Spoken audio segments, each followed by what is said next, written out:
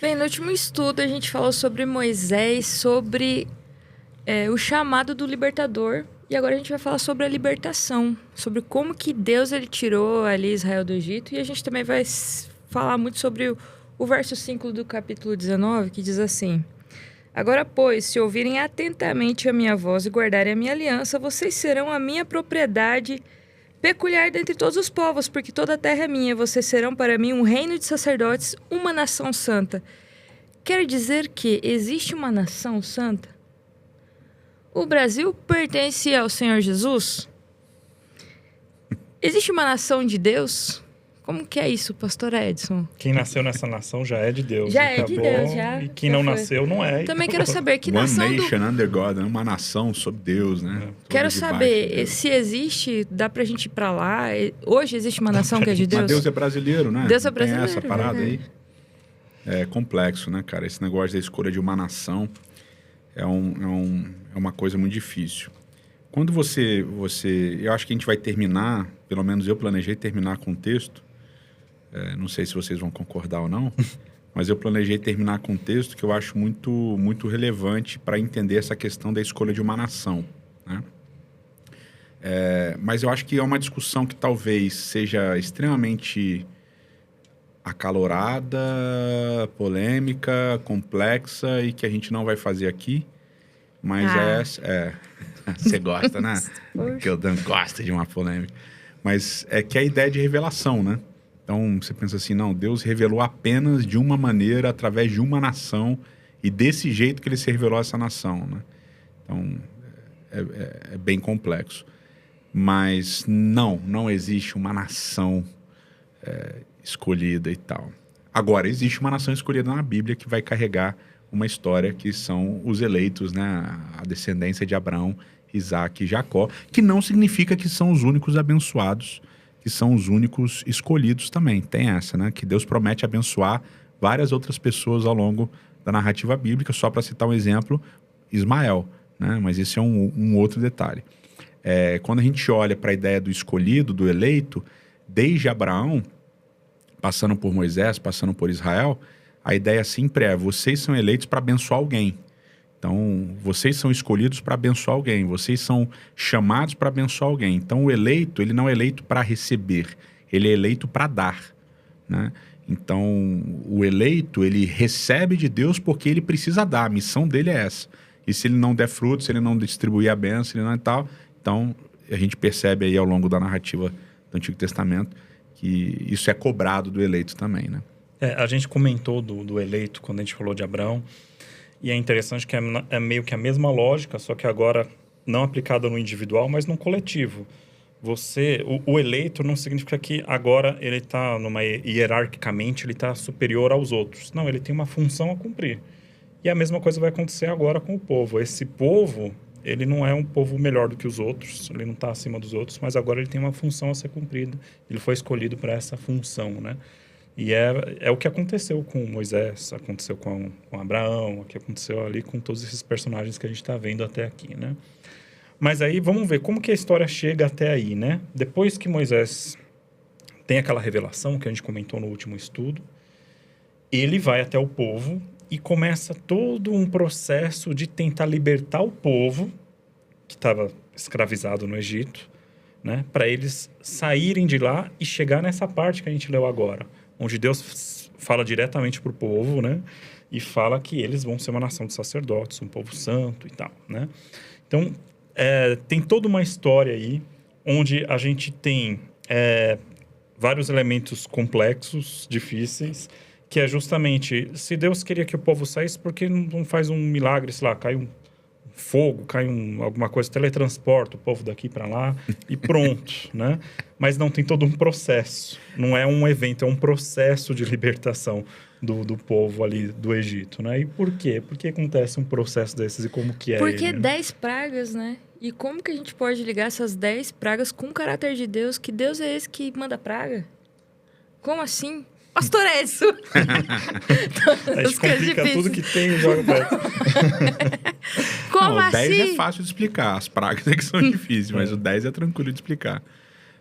Mas você tem, nesse processo de libertação, acho que você tem alguns ingredientes muito interessantes, né? Que são confusos mesmo. É uma narrativa que muitas vezes ela é complicada. Porque, por exemplo, Deus fala assim, não, fala para o faraó a primeira vez, né? Fala para o faraó que vocês vão sair, vão adorar e vão voltar. Eu falei assim, porra, a primeira fala de Moisés para o faraó é essa. Não, Deus está pedindo para deixar o povo ir. A gente vai para o deserto, a gente vai adorar e depois a gente vai voltar. Sim, pô, mas... sacanagem, não vai voltar. Se você vai libertar o povo, não vai voltar. E tal. E o faraó não deixa, né? E tem todo o processo que a galera tem a dificuldade e tal, porque Deus endurece o coração de faraó e tal, papapá. E aí tem toda uma sequência de que uma hora o faraó endurece o coração, outra hora é Deus que endurece o coração. Aí uma hora é o faraó que endurece o coração, outra hora é Deus que endurece o coração de faraó. Aí fica, não, é um idiomatismo, porque tal, não sei o que lá. Aí tem toda uma explicação pra... e tal, mas, cara, você vai lá, você abre lá em Êxodo, né, no capítulo 3, quando Moisés vai lá falar quando Deus está comissionando Moisés para falar, e aí Deus fala assim para Moisés, quando fala que ele vai, no verso 18, né, fala assim, fala que a gente vai para o deserto, caminhada de 3 dias, vai oferecer sacrifícios e depois vamos voltar, né? E aí Deus fala, eu sei que o rei do Egito não deixará vocês saírem, a não ser que uma mão poderosa o force. Aí o verso 20, capítulo 3, por isso estenderei a minha mão e ferirei os egípcios com todas as maravilhas que realizarei no meio deles. Depois disso, ele os deixará sair. E farei que os egípcios tenham boa vontade para com o povo, de modo que quando vocês saírem, não sairão de mãos vazias. Todos os israelitas pedirão às suas vizinhas, às mulheres que estiverem hospedando em suas casas, objetos de prata e de ouro e roupas, e vocês porão em seus filhos e suas filhas, assim vocês despojarão os egípcios. Ou seja, eu vou manifestar minha mão poderosa, e não só que vocês vão sair, mas vocês ainda vão sair e a galera vai curtir vocês, a galera ainda vai ficar bem com vocês. E se você lembra a sequência das pragas, que é complexa e tal, mas a última é a morte dos primogênitos. Assim, cara, uma galera vai perder primogênito, vai morrer, e eles ainda vão ter boa vontade com os israelitas, né? Então fica aqui subentendido que Deus vai ferir os egípcios, e os egípcios vão ficar de boa com isso, né? Então isso é interessante aqui nesse processo. E Deus fala, já sei que ele não vai deixar vocês irem, então eu vou vou endurecer também o coração de faraó. Ou seja, o endurecimento do coração de faraó tem a ver com Deus falar assim, como eu sei que ele não vai deixar vocês irem, eu também, quando ele quiser mudar de ideia, não vou deixar também, porque eu quero manifestar o meu poder e tal, papá. Mas é interessante porque a gente vê Deus atuando de diversas formas diferentes, em pessoas diferentes. Então, tem uma ironia aí que, por um lado, Deus endurece o coração do faraó e, por outro lado, Deus amolece o coração dos egípcios. Sim, então, exatamente. Tipo, o coração do faraó se endurece por ação divina, conforme o texto coloca, e aí tem o que você falou, idiomatismo, né? Porque a gente tem, na Bíblia tem essa ideia que a maneira da Bíblia se expressar é sempre atribuir tudo a Deus, e não necessariamente, na prática, é Deus que está fazendo, né? Não sei se é o caso aí, a gente está fazendo um estudo aqui que a gente está deixando aberto as complicações do texto e não fechando elas. Exatamente. É o texto complicado. Mas é interessante, porque aí ele endurece o coração do faraó, e aí o povo o que você esperaria, como você falou, era que o povo seja endurecido em relação aos israelitas, quando eles vão embora. Não, vocês vão embora, mas pega aqui, leva isso aqui também, dá um monte de presente para eles e tal. Então, é Deus agindo nas pessoas, é Deus agindo através de Moisés, é Deus agindo no faraó, é Deus agindo nos egípcios, nos israelitas. Então, Deus está fazendo tudo ali, todas as partes, até o que as pessoas fazem é Deus que está fazendo, né? E a gente está falando do Êxodo. O Êxodo é a revolução social que mais deu certo na história. É a maior revolução social da história, porque é um reino de escravos que vai se transformar num reino de sacerdotes, um reino de príncipes. Tem uma revolução social que deu certo. E aqui a gente vê que quando Moisés ele vai falar com o faraó, o pessoal faz greve e não vai trabalhar. Parece que fica todo mundo olhando ali para ver o que acontece. Daí o faraó fica indignado. Não, agora o trabalho está difícil, então eu vou endurecer. Eu não vou deixar que vocês não vão ter descanso. Ele torna o trabalho mais complicado. E daí, o jeito que ele endurece o trabalho das pessoas também tem a ver com endurecer o coração. Eu só falei isso porque eu achei poético, né? Porque faraó endurece o coração, daí parece que Deus ele confirma aquilo que faraó que faraó queria fazer. Então, não sei se você sabe, pessoal, mas tudo isso que eu falo é copia e cola das aulas do Edson, porque eu fui aluna dele. Então é 20 ou 21 vezes que aparece a palavra coração no livro de Êxodo. Acho que é 20. Dessas 20, 10 estão ligadas a Faraó. Desses 10, os 5 primeiros é Faraó que endurece o próprio coração. E nas outras 5 vezes, dessas 10 vezes, é Deus que endurece o coração de Faraó. Então leva a crer que, segundo o texto... Tem toda uma alternância ali, é verdade. Segundo o texto, leva a entender que Deus, ele faz aquilo que Faraó já decidiu fazer. Ele confirma, então beleza, é isso mesmo, então vai ser isso. E a gente também vê algo meio engraçado em relação aos magos ali, né? Porque as 3 primeiras pragas... eles conseguem fazer. Então, olha, o rio Nilo virou sangue nas 10 pragas, né? Os magos conseguem fazer, só que eles não conseguem desvirar sangue. Eles só fazem com que mais água vire sangue. Eles reproduzem, né? Eles reproduzem, então parece que eles estão contribuindo com aquilo que Deus está fazendo. Parece que ao invés de tentar, tipo, barrar aquilo que Deus está fazendo, não. O movimento deles é, tipo, de conseguir... É só reproduzir mais daquilo que é feito e contribuir com aquilo que Deus está fazendo. Tem um aspecto simbólico bem interessante aí também, que é a ideia de que Eclesiastes tem uma frase, o que Deus faz não dá para ser desfeito. O que ele entortou não dá para endireitar, né? Então, no sentido de que o homem tem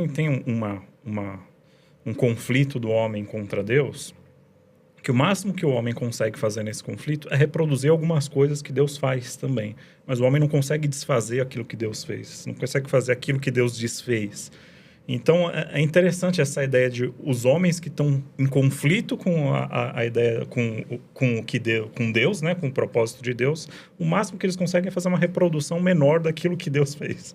Eles não conseguem desfazer, parar aquilo que Deus começou. E tem toda uma sequência textual, né, literária, de tríades, né? E as pragas, então, elas vêm em grupos de 3. Né? E tem toda uma sequência rítmica e tal. Então, a primeira praga é anunciada de manhã...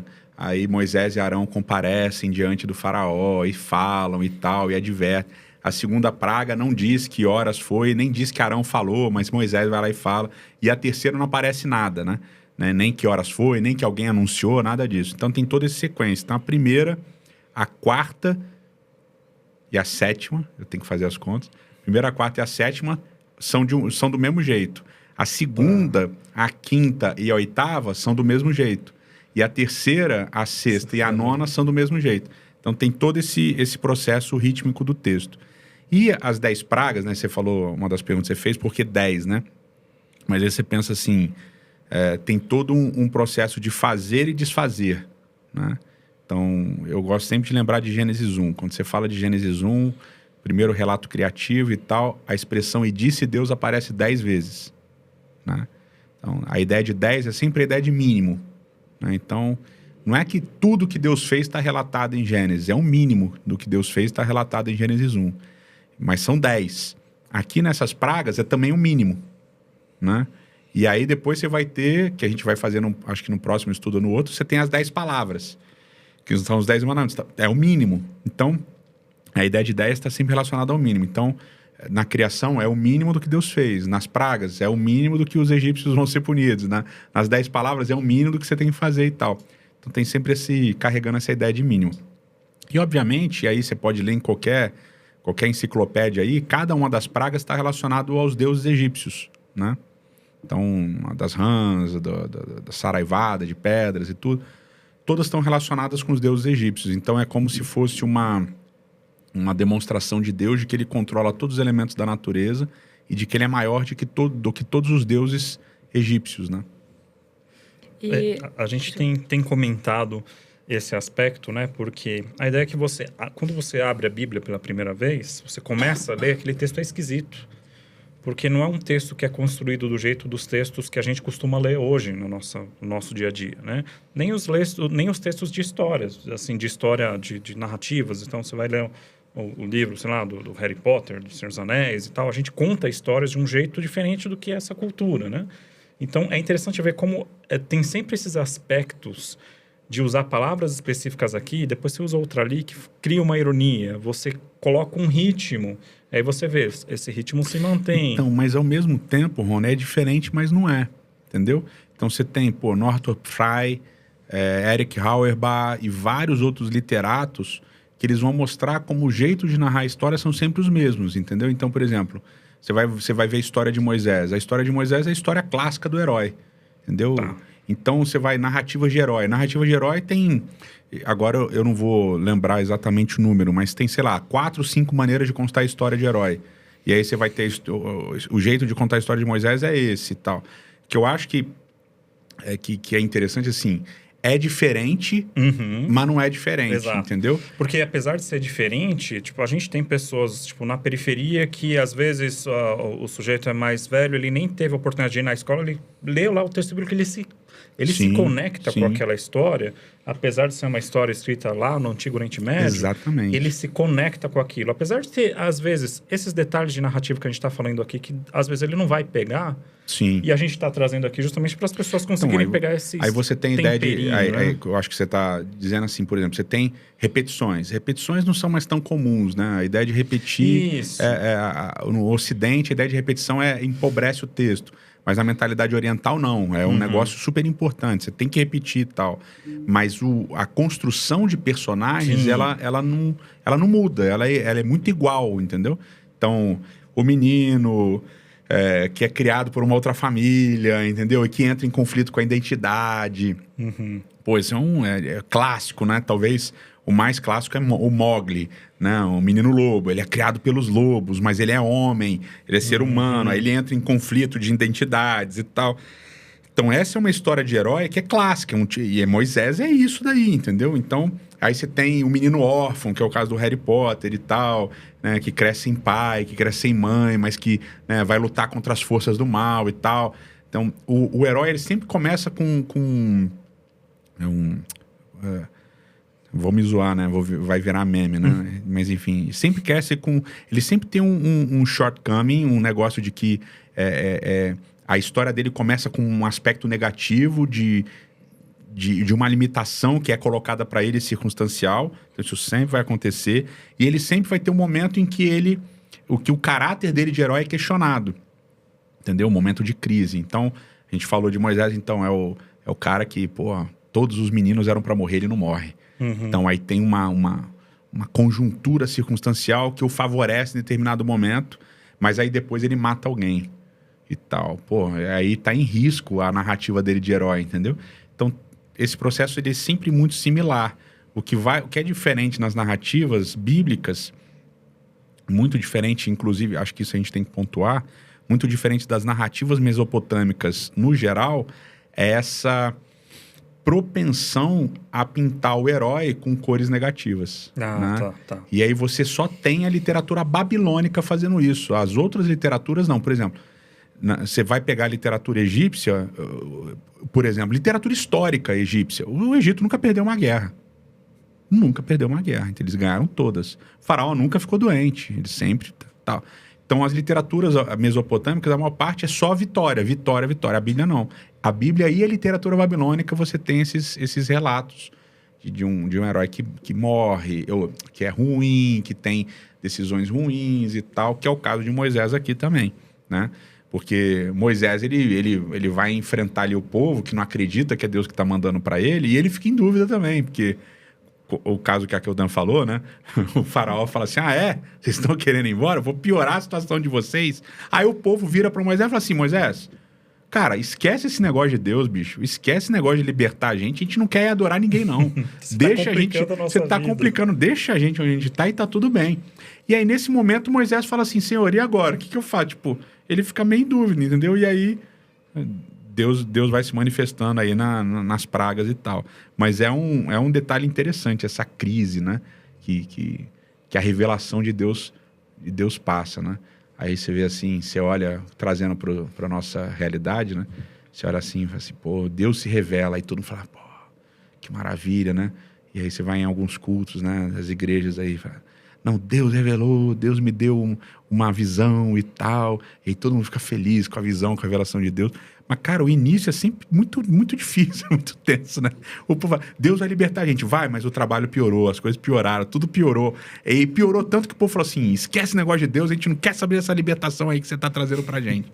Então, antes, né, de melhorar, piora, né?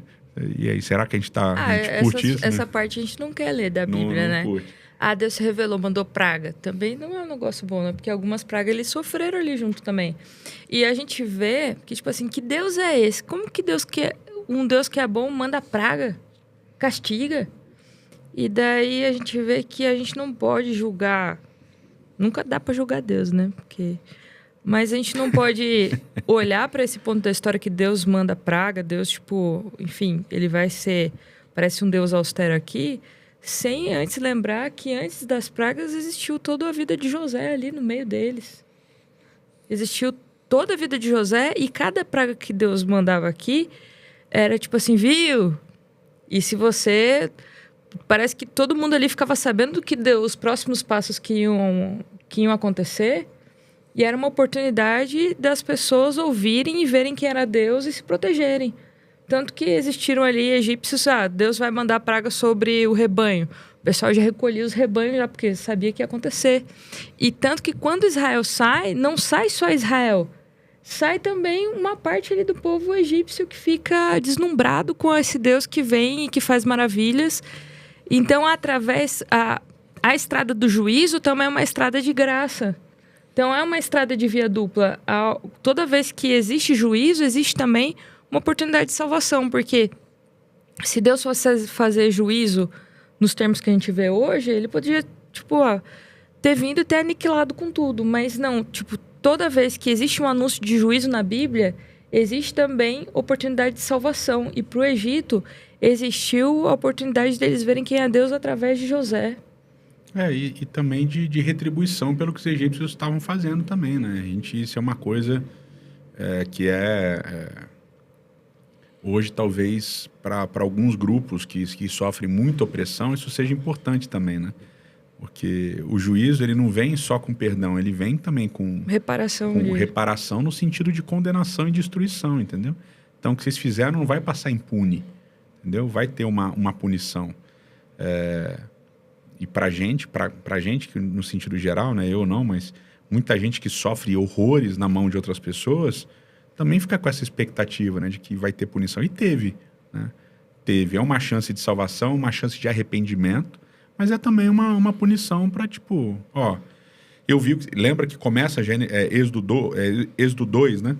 Eu ouvi o clamor e o gemido dos que estavam sofrendo na mão dos egípcios e eu vim trazer solução.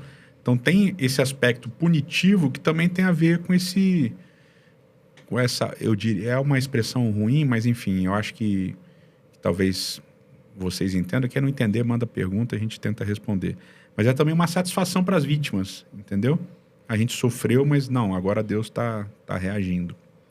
E a gente tem aqui o Pêssar, que vai ser o paradigma da salvação. Porque toda vez que Deus vai livrar, a gente geralmente vai encontrar alusões ao que aconteceu no Êxodo, né? Esse Pêssar, passar sobre, né? Que é o que a gente chama de Páscoa hoje, né? O povo comemora a libertação de Deus antes da libertação ocorrer, porque era para eles celebrarem a libertação de Deus. Eles ainda estavam no Egito, não tinham saído de lá. Então, o que mais que a gente pode aprender sobre a libertação de Deus, sobre esse paradigma da libertação de Deus através do Pêssar? O que a gente pode aprender disso? Tá todo mundo olhando para mim, né? Vou ter que falar. Bom, eu acho que tem várias coisas interessantes aí, né? Uma das coisas interessantes é que a gente fala que é tradicional, você comeu o pão sem fermento que comeram na Páscoa e tal. E até hoje os grupos religiosos ainda faz o pãozinho lá sem fermento para as criancinhas lembrarem de como foi a Páscoa do Egito e tal. E tem um significado interessante no pão sem fermento, é que a sua libertação está chegando, não vai dar nem tempo do pão fermentar. Então, você come hoje o pão sem fermento para lembrar que a salvação está chegando. Você tem que... Tem uma urgência. Tem um senso de urgência de que você vai ser... É uma expectativa próxima da ideia de libertação que tem que manter sempre acesa. E esse pão sem fermento se torna um símbolo disso. E a gente vai, claro, fazer o link disso depois, quando a gente entrar no Novo Testamento, para o próprio Jesus, que ele faz vários símbolos que são estabelecidos aqui na Páscoa, estão relacionados diretamente com Jesus, né? Que a gente vê que há salvação o tempo todo acontecendo. Apesar da gente ver muita destruição, muita coisa ruim acontecendo, por outro lado, existe uma salvação que está acontecendo também e que a gente precisa sair agora, sem esperar o pão fermentar, para a gente entrar nessa salvação também. Então tem esse aspecto da urgência da salvação, maneiro, que é bem legal. Maneiro. E a libertação de Deus já ocorreu, mas não completamente. Então, de certa forma, a gente também pode celebrar isso. Celebrar o que ainda não está completo, né? Não completamente, né? É uma celebração, esse lance da expectativa, né? Que é barra esperança, né? Você celebra uma coisa que ainda não aconteceu, mas que está em vias de acontecer, né? Então, é uma celebração de fé.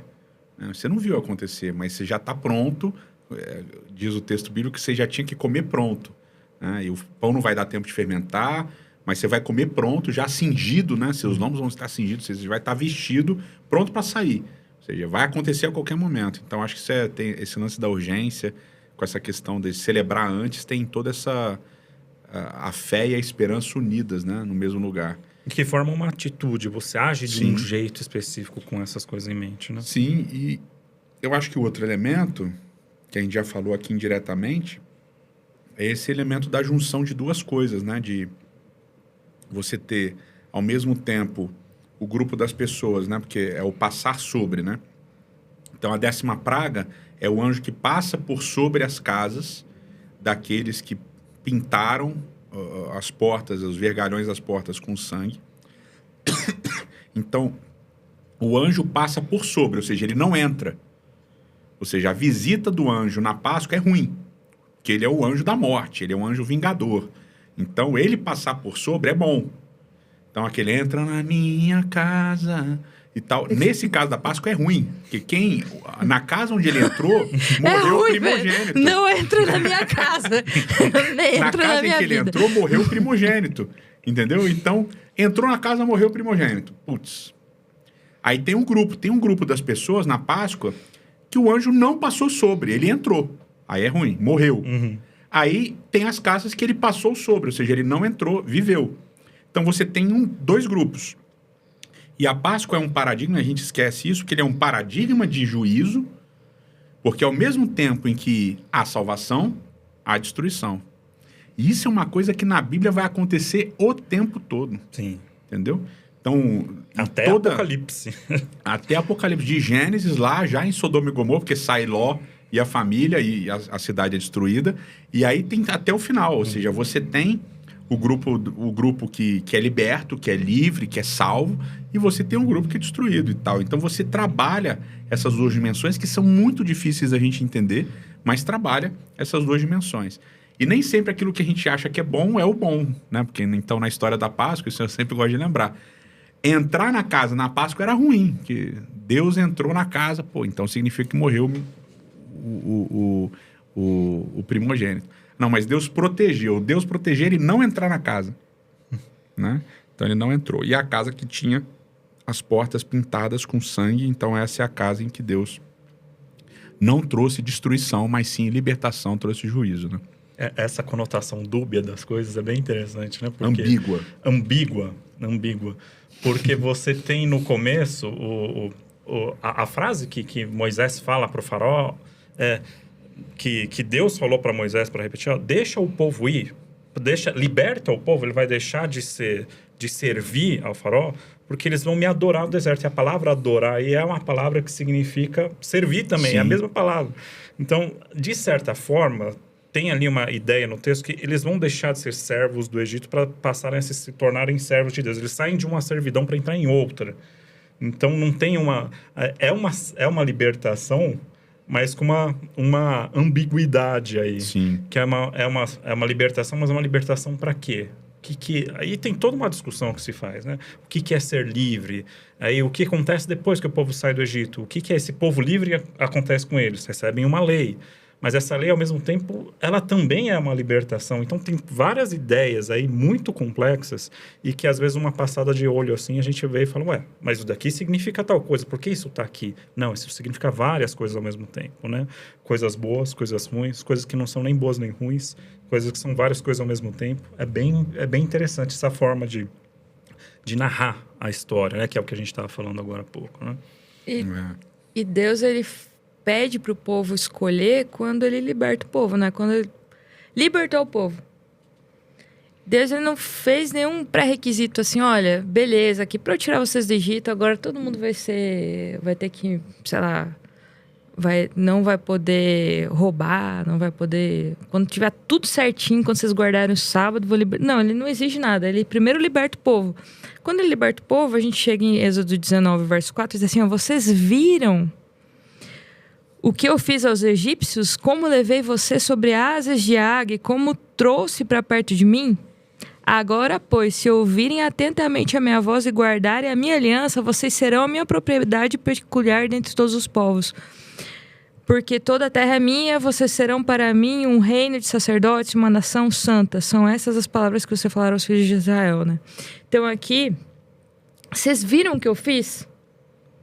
Vocês viram que eu fiz os egípcios? Tipo assim, Deus, ele tirou ali o povo do Egito ali com fogos de artifício, com efeitos especiais. Aliás, assistam Fargo, primeira temporada, que tem... Não, é uma série extremamente violenta, mas vai ter algumas coisas de pragas lá. E, tipo, vocês viram o que eu fiz aos egípcios? Vocês viram o jeito que foi? Não foi de qualquer jeito, foi algo... Agora, se vocês viram com o amor que eu guiei vocês, com asas de águia, agora vocês gostaram de ter essa experiência de ser meu povo, agora se vocês gostaram, aqui está a minha aliança. Vocês vão cumprir a minha aliança. Então, o que significa ser povo de Deus? O que significa ser propriedade de Deus? O que isso significa? É interessante a inversão do que a gente normalmente faria, né? Que é assim, como vocês são um povo santo e um povo sacerdote, uma nação de sacerdote, eu vou libertar vocês. Mas não é o que acontece, né? Como vocês foram libertos, então vocês vão ser uma nação santa e um reino de sacerdotes. Então vocês vão servir. Quando você é livre, mas você é livre para servir. Você é livre para obedecer agora a minha palavra e esses... Você, por ser livre, agora você tem a opção de poder servir.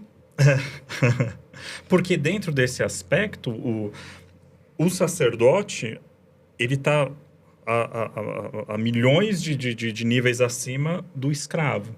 Então, é um tipo de servidão diferente. De certa forma, tem toda uma discussão, é que, tipo, você está sempre servindo a alguma coisa.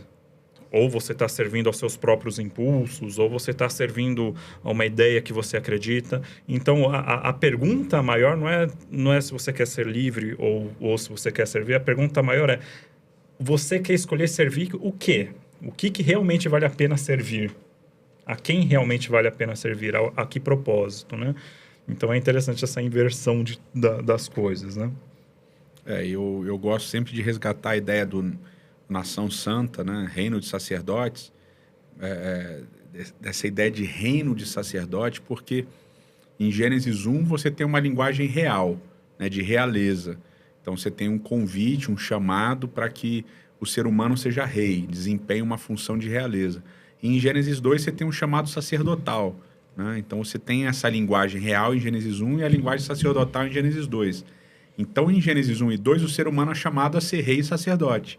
E aí quando você vai para Êxodo, aí tem esse chamado novamente sendo feito. Então vocês vão ser um reino de sacerdotes, uma nação separada, porque vocês vão ser reino de sacerdotes. Então eu gosto dessa construção que lembra, né? E a palavra... vocês vão ser minha propriedade, né? Segular. A palavra segular, que tem a ver com essa ideia de uma herança, né? De alguma coisa que você assina, que é sua, que é de posse mesmo, né? Então Deus está dizendo assim, vocês querem que eu seja o dono de vocês querem que eu seja, né, entre aspas, o novo faraó de vocês querem que eu seja. Então agora vocês podem escolher, vocês têm um momento que vocês podem escolher. Então, acho que isso é um detalhe muito relevante, né? A gente tem um paralelo aqui com o que a gente já tinha comentado na história de Abraão. Vocês veem que toda vez que a gente avança no texto bíblico, a ideia de aliança volta de novo e às vezes num formato um pouco diferente, mas na essência é a mesma ideia, né? A gente tem basicamente a mesma ideia lá de Abraão sendo chamado para fazer aliança com Deus no deserto também. Aquele episódio que a gente comentou aqui, que Deus passa entre os animais e tal. E agora a gente tem o povo passando no meio do mar e tal, e chega e agora a gente vai fazer esse acordo, essa aliança, esse pacto. Agora a gente vai ser, eu e você estamos ligados a esse pacto que a gente fez. E é sempre convidado de novo. É como se a aliança, ela fosse feita, passa algumas gerações, fala, vamos fazer de novo essa aliança, mas agora vamos fazer um pouco diferente. De um jeito que é mais... E até porque envolve outros elementos também, né? Então, quando você está fazendo uma aliança com Abraão, o indivíduo é uma família. Agora são vários, é uma coletividade, né? Então, é um outro processo, né? E agora é um cumprimento da aliança com Abraão, né? Então, também já é uma outra parte de uma jornada de aliança, né?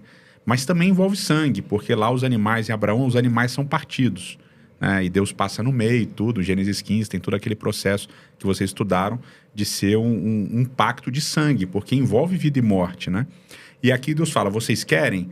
Então, se vocês quiserem, deixa eu expor como é que vai ser. Eu acho isso uma parada muito interessante, porque quando ele fala no Sinai, então aqui ele fala primeiro para Moisés, né? Reúna o povo e tal, e agora vocês vão ser minha propriedade, vocês vão ser uma nação santa e tal. Aí Moisés reúne o povo se prepara, aí Deus começa a falar. Então ele fala, eu sou o Senhor teu Deus que te tirei do Egito e tal, papapá. Não terás outros deuses diante de mim. Aí Deus vai falando. Aí o povo fala, Moisés, manda Deus parar de falar porque a gente vai morrer. Fala você com ele e ele vem e fala com a gente. Você vem e fala com a gente. E aí Moisés vai e faz esse meio campo de ele representar o povo para Deus e Deus para o povo. E aí ele vem e traz um monte de leis que Deus deu. E aí ele fala tudo para o povo. Ele vai, Êxodo 20, 21, 22, 23. E aí no finalzinho... Quer dizer, no meio de Êxodo 24, Moisés se dirige ao povo, depois de falar tudo que Deus tinha dito para o povo, falei que são várias leis, então Moisés fala assim, ó, Deus quer fazer uma aliança com vocês, é isso daqui que a gente tem que fazer, né? A gente tem que fazer isso daqui, tudo isso daqui. Aí o povo fala assim, capítulo 24, verso 3, Moisés se dirigiu ao povo, transmitiu-lhes todas as palavras e ordenanças do Senhor, e eles responderam em uníssono. Então, é muito louco como o narrador ele vai fazendo a gente tipo, pintar o quadro, né? Você imagina, sei lá, diz o texto bíblico que eram 600 mil homens, né? Fora mulheres e crianças. Aí todo mundo responde uníssono. Tudo que o Senhor falou, nós faremos e obedeceremos. Deus não sabia que ia dar ruim isso daí. Faremos, né? Do verbo assar, e obedeceremos. O verbo chamar, né? Chamar. Tudo que Deus falou, nós faremos e obedeceremos. Aí Moisés vai lá, tal, levanta, constrói um altar, ergue as 12 colunas, pedra, não sei o que lá, tal, faz sacrifício de holocausto, novilhos, não sei o que lá, tal, lê de novo o livro da aliança. Pô, então a gente está falando de, em um dia ele lê tudo, no outro dia ele lê tudo de novo, só que agora com sacrifícios, com sangue, de novilhos e tal, e com altar. E aí o povo repete de novo, verso 7. Tudo que Deus falou, nós faremos e obedeceremos. E aí Moisés asperge o sangue sobre o povo, dizendo, esse é o sangue da aliança que o Senhor fez com vocês, de acordo com todas as palavras que vocês disseram. Tá? E a gente vai ver daqui uns 2, 3 episódios que por que tem esse negócio do sangue toda vez, né? Que agora o sangue... Você imagina, agora a gente escolheu. Vocês escolheram o quê? A gente escolheu fazer tudo que Deus mandou aí. Pô, um monte de regra que Moisés tinha dito para eles. Mas eles eram livres para escolher. E eles escolheram. E eles disseram de livre e espontânea vontade, nós faremos. Né? E aí o sangue é aspergido. Então, é um processo de aliança que rememora a promessa feita a Abraão, mas agora que inclui um outro negócio, que é um monte de lei. Porque Abraão não tinha lei. Abraão só tinha promessa. Exatamente. Abraão não tinha lei, só tinha promessa. Que é a semente, a terra, o nome... Só isso daí. Mas agora tem um monte de lei. E aí, bom, agora vocês vão obedecer a lei. Não. Tudo bem, vocês querem ser minha propriedade, vocês querem ser um reino de sacerdotes, uma nação santa, então vocês vão ter que fazer tudo isso daqui. Né? Eu acho que tem esse elemento aí do processo de aliança. E o porquê, né? Agora que entra para mim, que é aquilo que a gente começou discutindo no início, né? Mas qual a relevância disso? De você ter essa lei, de você ter essa aliança, de você ter esse... Por quê? É para Israel ser né, o Israel bíblico ser, eles eram maravilhosos, esse é o povo. Aí eu gosto, eu sei que eu vou citar esse texto em outros momentos, desde que vocês me chamem para participar de novo, né? Que é o que está lá em Deuteronômio, né? Eu pensei que você ia pegar 1 Pedro e ia dizer não vale roubar. Não, já escolhi esse texto é meu. Não, que é Deuteronômio capítulo 4, né? Que eu gosto pra caramba. Então, que ele vai falar de Moisés está recapitulando e tudo, tal. E aí ele diz assim, ó, verso 5. Eu lhes ensinei decretos e leis como o Senhor me ordenou, meu Deus, para que sejam cumpridos na terra que vocês vão entrar para tomar posse e tal. Vocês devem obedecer e cumprir. Pois assim os outros povos verão a sabedoria e o discernimento de vocês. E quando eles ouvirem os decretos, eles vão dizer, de fato, essa nação é um povo sábio e inteligente, pois que grande nação tem um Deus tão próximo como o Senhor nosso Deus, sempre que o invocamos? Ou que grande nação tem decretos tão perfeitos e justos como essa lei que hoje eu estou dando para vocês? Ou seja, o que vocês vão fazer não é para vocês, o que vocês vão fazer é para os outros. Porque os outros vão olhar e falar assim, cara, que maneiro. E esse lance de Deus ser próximo é o que você estava falando, né? Ou ele reúne o povo todo, ele fala, todo mundo vê Deus falando. Não é uma lei escondida. É uma lei que Deus fala para o povo. Todo mundo ouve a lei. Não é um grupinho só. Ou seja, essa aliança não é feita... É feita com o indivíduo, Abraão. Né? E ok. Depois ela é confirmada com Isaac. Depois ela é confirmada com Jacó. Aí José já não é confirmada a aliança, que Deus não aparece para José para falar com ele e tal. Mas agora ela é confirmada com uma multidão. É interessante, né? Vários elementos a gente tem de forma individual com Abraão e agora eles são revisitados, mas de forma coletiva, né? Com o povo, né? Então, Abraão vai receber semente, vai receber terra e vai receber nome. Por quê? Porque ele vai abençoar as nações. Agora o povo, vocês vão receber a lei. Por quê? Porque vocês vão abençoar as nações. Ou seja, tudo que vocês vão receber é para abençoar as nações. Para abençoar todas as outras pessoas. Então, sim, não, nós somos a nação escolhida. O que vocês são a nação escolhida? Para levar a democracia para o mundo, para levar a liberdade para o mundo. Não, vocês são abençoados para levar a justiça para as pessoas, discernimento para as pessoas e tal. E não é justiça, né? Como a gente vê aqui, não é qualquer tipo de justiça, é uma justiça restaurativa, tá? Tem todo o processo aqui que a gente vai estudar quando a gente falar de lei. Desculpa esse monólogo longo aqui. Perdão. Agora eu vou colocar aqui 1 Pedro, verso 2, 9, esse verso vai brilhar. Diz assim, vocês, porém, são geração eleita, sacerdócio real, nação santa, povo de propriedade exclusiva de Deus, a fim de proclamar as virtudes daquele que os chamou das trevas para a sua maravilhosa luz. Parece que é copia e cola realmente de Êxodo 19, porque ele tá falando de nação santa, tá falando de sacerdócio real de novo. Então, quer dizer que não é só o povo lá de Êxodo que é convidado a ser uma nação santa, a ser uma nação de sacerdote. Quer dizer que, infelizmente, eu e você somos também convidados a trabalhar, a servir, a ser também essa nação de sacerdotes que Deus está chamando aqui. E como o pastor Edson falou, né? Tipo, a gente é chamado a ser próximo de Deus porque Deus, ele quer provocar transformação no mundo. Exato. Essa transformação precisa ser levada por alguém. Precisa ser, de alguma forma, que alguém trabalhe. E a gente é chamado para isso.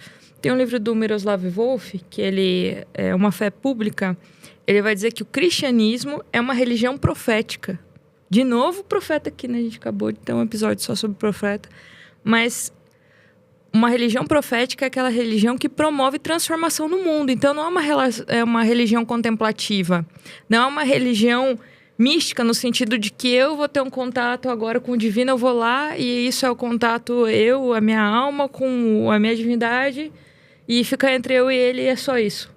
Não, é algo que promove transformação no mundo. Eu preciso agir, eu preciso servir, eu preciso transformar. Então, é uma religião que vai me tirar da minha parte confortável de pensar só em mim e vai fazer com que eu trabalhe pelo outro.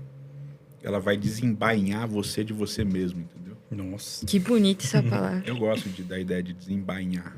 Você está embainhado em você mesmo, agora você vai ser desembainhado, entendeu? Bonito. Bonito mesmo. Muito bom. Aí a gente vê como isso vai se desenrolar no próximo episódio. Tá certo. Até lá. Até lá.